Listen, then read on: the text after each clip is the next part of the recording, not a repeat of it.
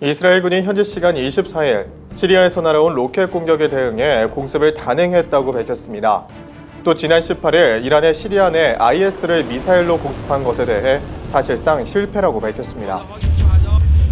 시리아를 중심으로 한 중동 내에서 미국과 러시아가 힘겨루기를 본격화하고 있습니다. 이런 가운데 터키와 러시아, 이란 등 3개국이 내전 중인 시리아에 다국적군을 배치하기로 하고 구체적인 이행 방안을 주도 협의하고 있습니다. 사우디아라비아와 이스라엘이 사상 처음으로 경제 협력 관계를 수립하기 위해 비밀 회담을 이어가고 있다는 보도가 나왔습니다. 또 폐위된 왕자의 쿠데타를 대비하기 위해 이스라엘 전투기가 사우디에 도착했다는 보도가 나오기도 했습니다. 1948년 이스라엘 건국 때부터 사우디는 이스라엘은 불법 점령 세력이라는 공식 입장을 갖고 있지만 양국의 관계 개선이 현실화된다면 거대한 지정학적 파장을 부를 전망입니다.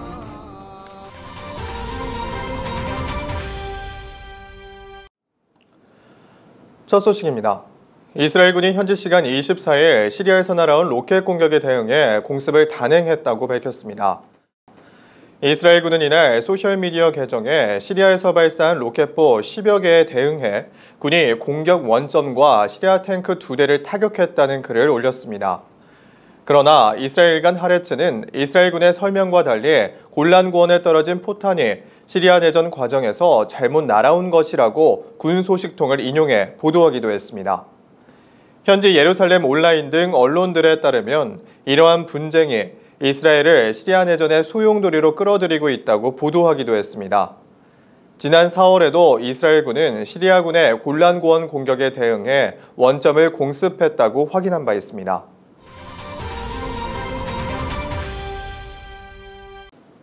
이란 혁명수비대가 최근 시리아 영토를 향해 쏜 미사일 대부분이 목표물을 벗어나 사실상 실패했다고 이스라엘간 하레츠가 현지 시간 21일 보도했습니다. 이스라엘군 소식통은 이란이 지난 18일 시리아에 발사한 미사일 궤적 등의 분석을 토대로 이란의 미사일 공격에 따른 결과가 그 미사일 발사를 둘러싼 이란 언론 매체의 시끄러운 보도보다는 꽤 덜 인상적이라고 밝혔습니다. 이스라엘군에 따르면 이란은 순위파 무장단체 이슬람국가 IS의 근거지인 시리아 동북부 데이르 에조르에 중거리 탄도미사일 7발을 발사했으나 이 가운데 2발만이 목표물에 도달했습니다. 또 명중하지 못한 5발 가운데 3발은 시리아가 아닌 이라크 영토에 떨어졌고 나머지 2발은 시리아 내 목표물에서 수 킬로미터 바깥 지점으로 날아갔다고 밝혔습니다. 하레츠는 모든 상황을 종합해보면 시리아의 IS를 겨냥한 이란의 미사일 공격은 완전히 실패라고 전했습니다. 이스라엘의 이러한 분석 내용은 이란의 발표와 배치되는 것입니다. 앞서 이란 국영프레스TV는 이란 혁명수비대 자료를 인용해 이번 미사일 발사로 IS의 고위 간부와 조직원, 무기고, 보급품 창고, 장거리 미사일, 탱크, 자살폭탄용 차량 다수가 파괴됐다고 보도했습니다. 한편 혁명수비대는 IS가 이달 7일 수도 테헤란에서 저지른 연쇄 테러에 대한 보복으로 미사일을 쐈다고 밝혔습니다. 이란이 국외로 미사일을 실전 발사한 것은 1988년 이란-이라크 전쟁 종전 뒤에 처음입니다.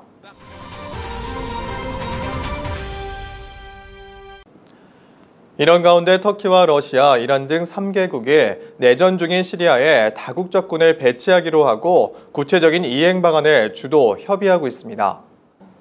터키 대통령 대변인인 이브라임 칼리는 수도 앙카라에서 취재진에게 세 나라가 시리아 내전 종식을 목표로 시리아 안전지대에 다국적군을 파견할 계획이라고 밝혔습니다.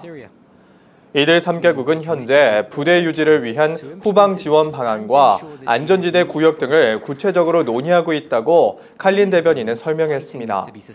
수도 다마스커스와 그 외곽은 러시아군과 이란군이, 북부 이들리브 지역은 터키군과 러시아군이 주로 관할할 것으로 전해졌습니다. 남부 데라 지역에는 요르단과 미국군 병력이 배치될 수 있다고 칼린 대변인은 전했습니다.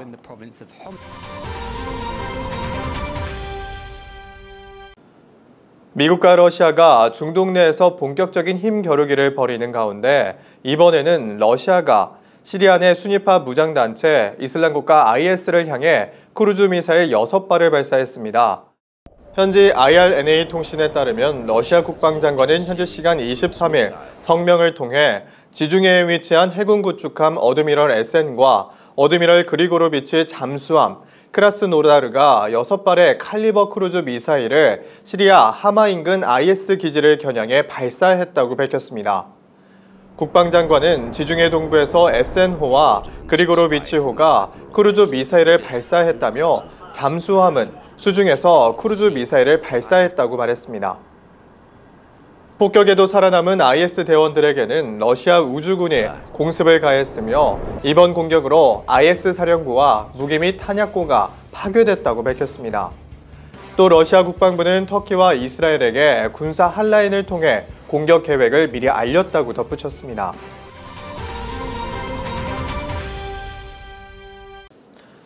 도널드 트럼프 미국 대통령의 사위이자 최측근인 제러드 큐스너 백악관 선임 고문이 현지 시간 22일 이스라엘과 팔레스타인 간의 평화협상 재개 모색차 이스라엘을 방문했습니다. 이스라엘 일간 하레츠 등 현지 언론에 따르면 쿠슈너 고문은 이날 예루살렘에 있는 이스라엘 총리 집무실에서 베냐민 네타냐후 총리와 회동하고 이팔 협상 중재를 위한 미국의 역할 등을 논의했습니다.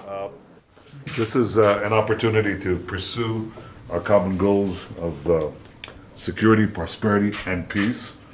And Jared, I welcome you here in that spirit. I know of your efforts, the President's efforts, and I look forward to working with you to achieve these common goals. Thank you. The President sends his best regards, and it's an honor to be here with you. Well, we just had a historic trip.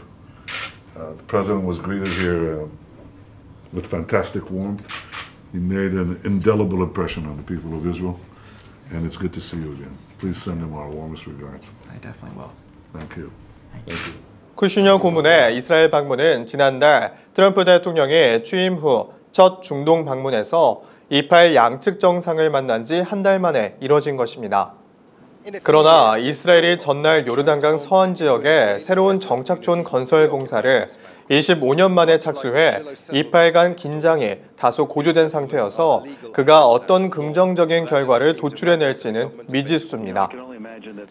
일각에서는 미국에서 로버트 뮬러 특별검사가 진행 중인 러시아 스캔들 수사의 확대에도 불구하고 트럼프 대통령이 원대한 정책 포트폴리오를 축소하거나 트럼프 사위의 해외 특사 파견을 중단하지 않겠다는 신호를 대내외적으로 보낸 것이란 분석도 나왔습니다. 큐슈너 고문은 이후 서안 라말라로 이동해 마흐무드 아바스 팔레스타인 수반과 회동하기도 했습니다. 한편 지난 20일 예루살렘 포스트 등 현지 언론들에 따르면 베냐민 네타냐후 이스라엘 총리는 오늘 아침 새 정착촌 건설 공사를 개시했다며 나는 유대 사마리아에 새 정착촌을 짓는 영광스러운 첫 총리가 됐다고 밝혔습니다. 현지 언론들에 따르면 이번 실로에 정착촌을 건설하는 것은 이스라엘 정부가 25년 만에 완전히 새로운 정착촌을 건설하는 것이라고 전했습니다.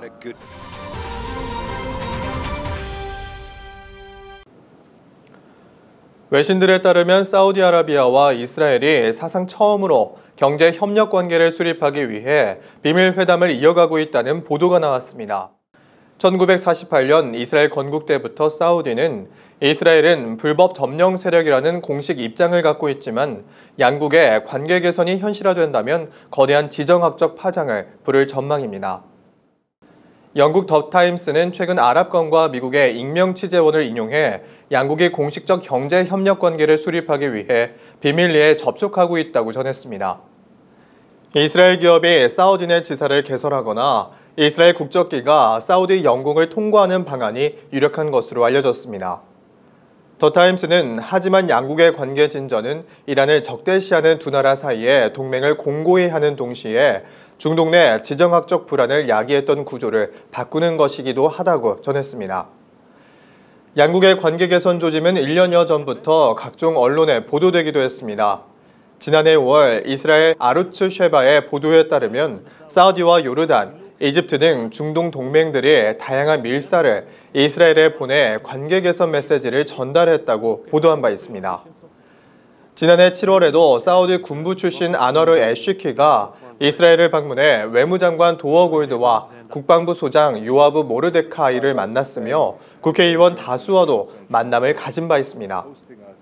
이에 대해 당시 이스라엘간 하레츠는 애쉬키의 방문에 대해 대단히 이례적인 사건이라고 전하기도 했습니다. 미국 대통령 도널드 트럼프도 지난달 사우디와 이스라엘을 각각 방문하면서 이른바 지역평화해법을 지지하는 목소리에 힘을 보탰습니다.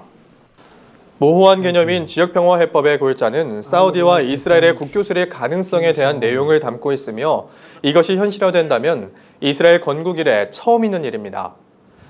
Mr. President, you just flew from Riyadh to Tel Aviv. I hope that one day an Israeli Prime Minister will be able to fly from Tel Aviv to Riyadh.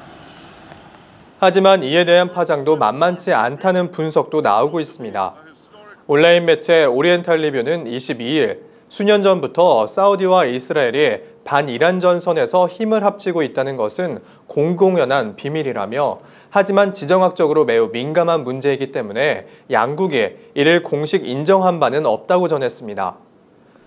미국 도널드 트럼프 대통령은 지난해 취임 이후 사우디와 이스라엘을 한데 묶는 데 사활을 걸고 있습니다.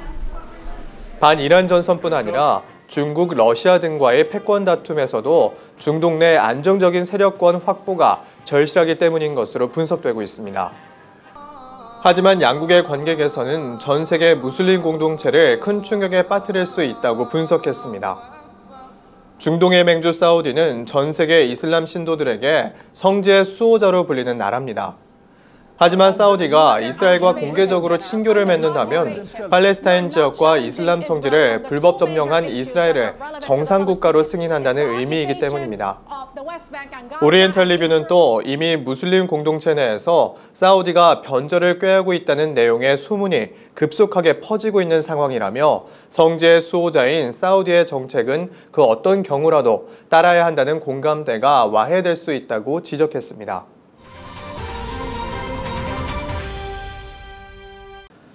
이런 가운데 이란 관영 언론 매체에 따르면 지난 22일 이스라엘이 전투기를 사우디아라비아에 보냈다고 이스라엘 언론 타임스 오브 이스라엘이 보도했습니다. 이는 최근 폐위된 무하마드 빈 나예프 왕자의 쿠데타 가능성에 대한 대비라고 알려졌습니다.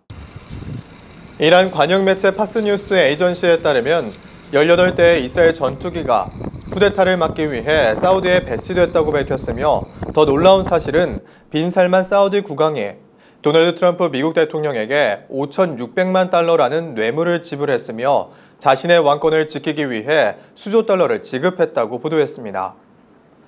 해당 매체는 현재 18대의 이스라엘 비행 중대가 사우디 영토에 있으며 이 가운데 F-16ICD형과 F-15CD형 및 전자전에 탁월한 걸프 스트림 항공기 2대, 공중급유기 2대와 C-130 2대가 주둔하고 있다고 밝혔습니다. 해당 기체들은 모두 지난 목요일 사우디 영토에 착륙한 것으로 알려졌습니다. 또 이런 움직임은 모하마드 빈 살만 국왕의 요청으로 이루어진 것으로 보이며 그는 그의 사촌에 가능한 조치를 막으려 한다고 알려졌습니다.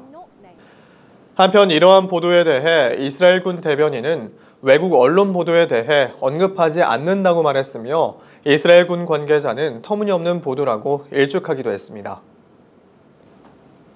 이스라엘 중동 리포트 오늘 준비한 소식은 여기까지입니다. 시청해주신 여러분 고맙습니다.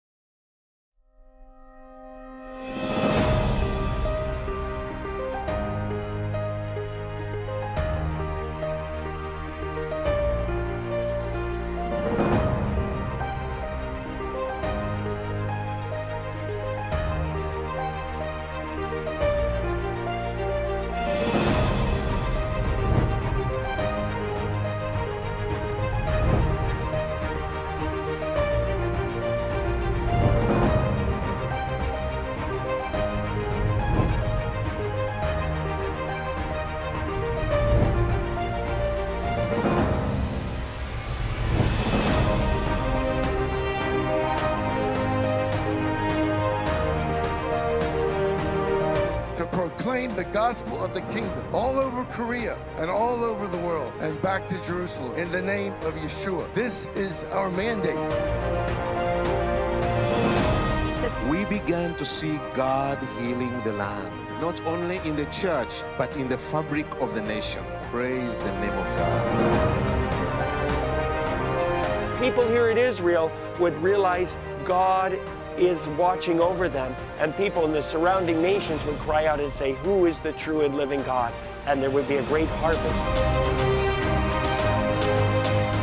And it's time that we allow God to align us brightly so that we can carry out His purposes.